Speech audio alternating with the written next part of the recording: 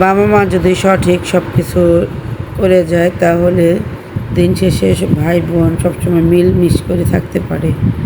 আর যে বাবা মার ভুলের কারণে তখন ভাই বোনের মধ্যে দ্বন্দ্ব সৃষ্টি হয়। আসসালামু আলাইকুম, সবাই কেমন আছেন? আশা করি সবাই ভালো আছেন। আমি আল্লাহর রহমতে ভালো আছি। প্রতিদিনের মতো নতুন একটি ভিডিও নিয়ে আপনাদের মাঝে হাজির হলাম। আজকে এখানে নাস্তা খেতেছি, আবদুল্লাহ আর আমি আর শয়তানি করতেছি। আর এখানে ছাদে গেছিলাম, দেখেন কি পরিমাণ মোটা হয়েছে আম সত্তরটা, আর কি সুন্দর করে রৌদ্র পাইছে। যত সুন্দর রৌদ্র হবে তত জিনিসটা সুন্দর হবে, আর রৌদ্র যদি না থাকে আপনার বিশেষ করে জিনিসগুলো নষ্ট হয়ে যায়।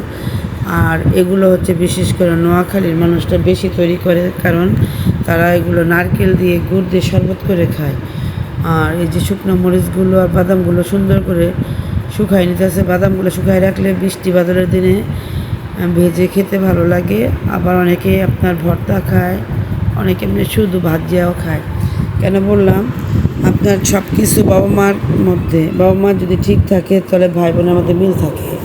আর বাবা মা যদি গরমিল করে তাহলে ভাই বোনের মধ্যে অশান্তি হয়।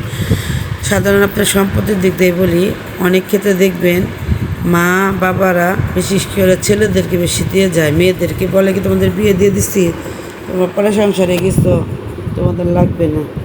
এই দ্বন্দ্বগুলো সবসময় থেকে যায়। এই ধরনের কাজ যারা করবে তাদের দ্বন্দ্ব সৃষ্টি হবে। এখানে আয়নারা বাজারে গেছিলো, এখানে কবুতর নিয়ে আসছে, কোয়েল পাখি, মুরগি, হাঁস, আর যে বউর জন্য নিয়ে আসছে ফার্মের মুরগি। আর এখানে আপনার 5টা কবুতর সুন্দর করে কেটে পরিষ্কার করে নিল। এখানে সুন্দর করে মশলা কষায় এখন আগে থেকে ধুয়ে রাখা কবুতরগুলো দিয়ে দেবে।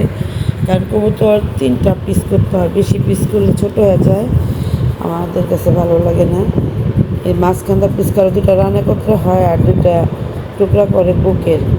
কেন বললাম, সবাইকে বলবো ভাই বোন সবার ঘরে আছে, আর বাবা মা সবাই আছে। কারণ বাবা মার বিচার যদি ঠিক থাকে তাহলে ভাই বোনের সাথে সম্পর্ক ঠিক থাকবে।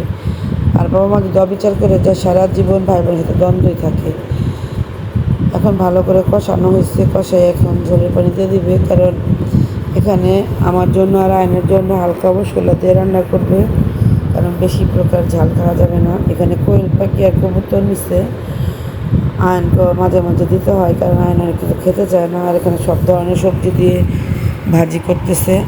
কারণ পুরো ভিডিও নিতে গেলে দেখা যায় কি ভিডিওটা অনেক বড় হয়ে যায়। তাই সবাইকে বলবো, আল্লাহ ছেলে মেয়ে সবার দিছে, সবাই চিন্তা করবেন ছেলেও আমার মেয়েও আমার। এই বিচারটা যদি যার কাছে থাকে তাহলে কখনো ভাই বোনের সাথে দ্বন্দ্ব থাকে না। আর যদি আপনার মনে করেন কি না ছেলেকে একটু বেশি দিয়ে দেয়, মেয়েকে বিয়ে দেবে, পড়াশোনা হয়ে যাবে, তখন এই ভাই বোনের মধ্যে দ্বন্দ্ব সৃষ্টি হয়, ভাই বোনের মধ্যে মিল থাকে না।